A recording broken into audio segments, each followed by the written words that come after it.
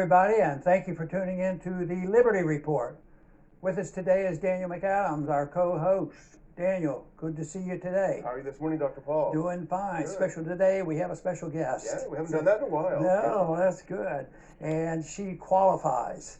She's a journalist, but one that does journalism. Oh, wow. so this is very good. Her name is Julie Kelly, and we're delighted to have her on. Julie, welcome to the program. Dr. Paul, Daniel, thank you so much for having me on. Good.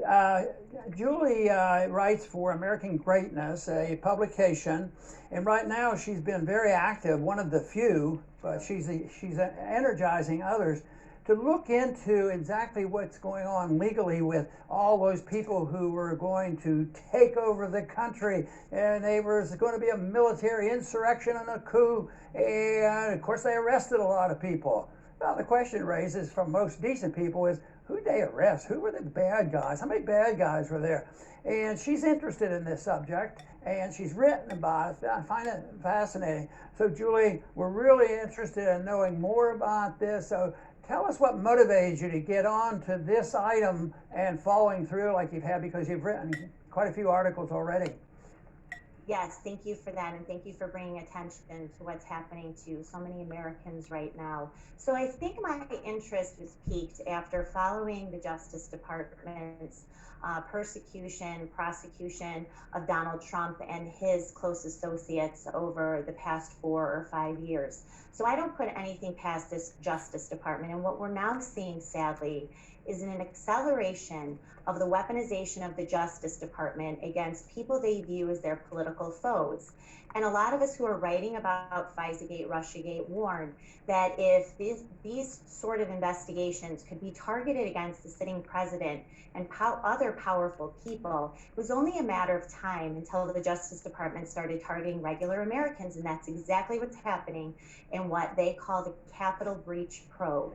So they've now arrested over 300 people across the country. They've referred to this as a manhunt, and that's exactly what they're doing. Most of the perpetrators, as we could get into, are nonviolent offenders. A lot of them were just there to protest the certification of the Electoral College, which is, of course, their constitutional right. There were a handful of people there to cause trouble, and they've been charged accordingly with assaulting police officers, vandalizing government property, stealing property, and that's appropriate.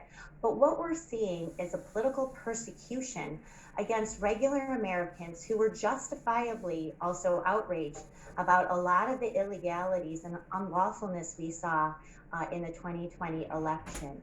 And so that's really what I've been covering now. Today is 3 months since the alleged insurrection. So I've really been looking into what our Justice Department has been doing. Very good. Daniel. Yeah, it's, it sounds something like out of the Soviet Union, right? Political persecution because of your political views. But, Dr. Paul and I spent a long time up on Capitol Hill, and I immediately, Dr. Paul, when I saw it, I knew something was wrong, but I also knew that something was very fishy about this narrative, I actually wondered at first, because it's always the provocateurs who are the most violent, and I wondered about that.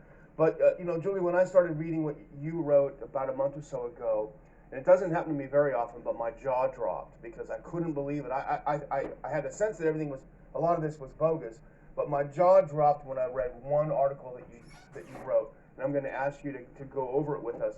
But this is the case of the Kua family. And a lot of it hits close to home. It's an 18-year-old homeschooled kid.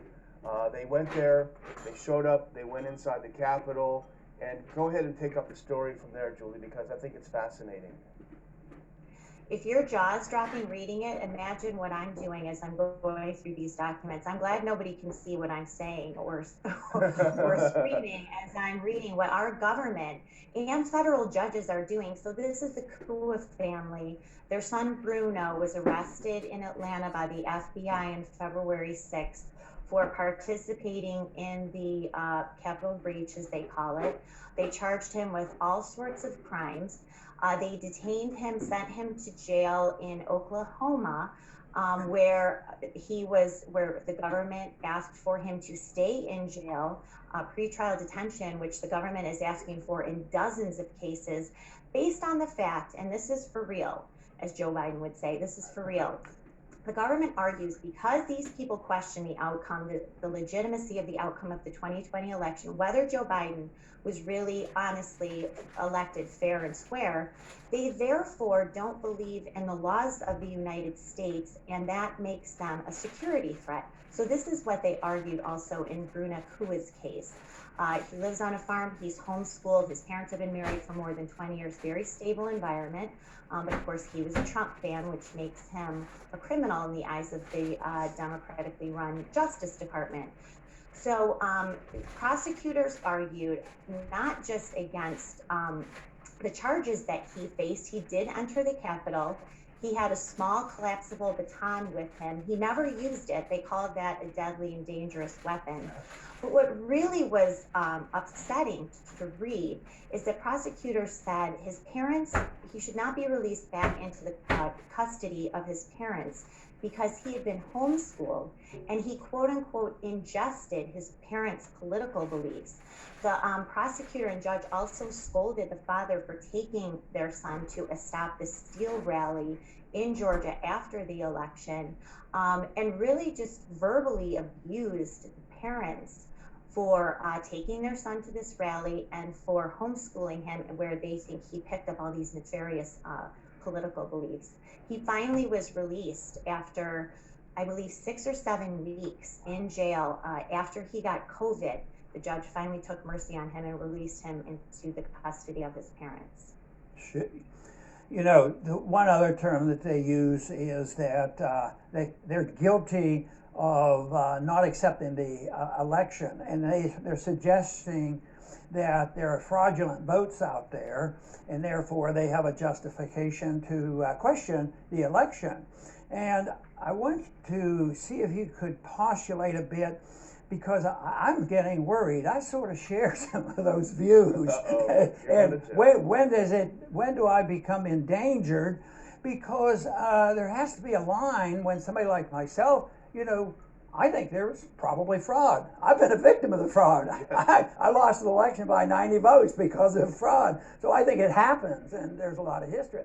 So just the fact that you question it, and in this case, they add up a lot of other things, but that was really a big thing that they were talking about. He won't accept this, and he's disobedient, he's unconstitutional, you know, he's committing treason, won't accept our government. But is there a line, or is that part of our problem, that we have no idea where the line is on what he could say and do and what you and I might say and do? Well, that is the fear. I mean, you know, we saw this censorship before the election of anybody who was raising, including the president, raising, you know, criticism about mail-in ballots, and he was censored by big tech. Other people were censored as well. If you raised any sort of question about how the COVID rules were going to impact, you know, all these absentee ballots that we saw flooding in, that somehow you were peddling disinformation. So we see this now apply, though, in court. Now, what's interesting is you're sort of seeing a little bit of a turn. We had the DC Appellate Court last week actually overturn or ask a federal judge to reconsider keeping behind bars 2 people not charged with violent crimes, but that they simply did not present enough evidence that these people were a threat. Well, of course, because they're not going to be able to prove that they're a threat because they don't believe the outcome of the 2020 election. So they're building up all of these other offenses. But the judges are really starting to call the government's bluff on this. But you know, and I've gone through several cases, but you see this permeating not just in the court documents, but in the media too, that we are criminalizing political dissent. Also, Dr. Paul, I wonder what the statute of limitations is for not believing the legitimacy of an election.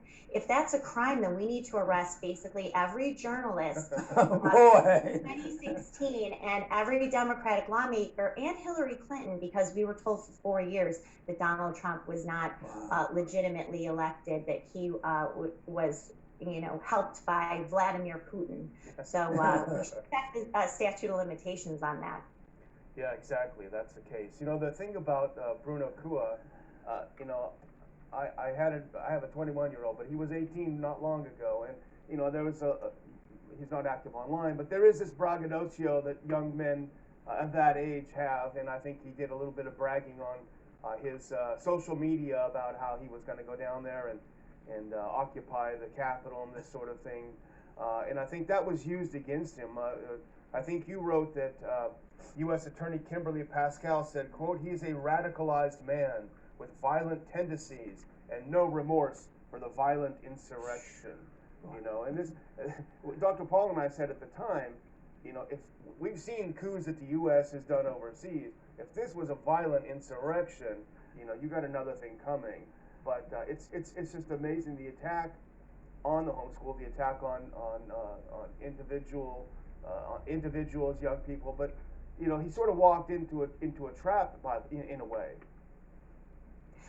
He did, and it's interesting to note, I tweeted this yesterday, you know, all of these cases are being handled by the DC U.S. Attorney's Office. You have the same office that now is prosecuting a teenager for his political beliefs, also trying to find a plea deal for 2 juveniles who assaulted and then killed an Uber Eats driver a few weeks ago. This is the same office. So they showed no mercy for an 18-year-old Trump supporter, but now are doing everything that they can to make sure that these juveniles, these girls, if that's what you want, girls, I mean, they are 13 and 15, but still, you know, the dichotomy, and that's only one example, as you know.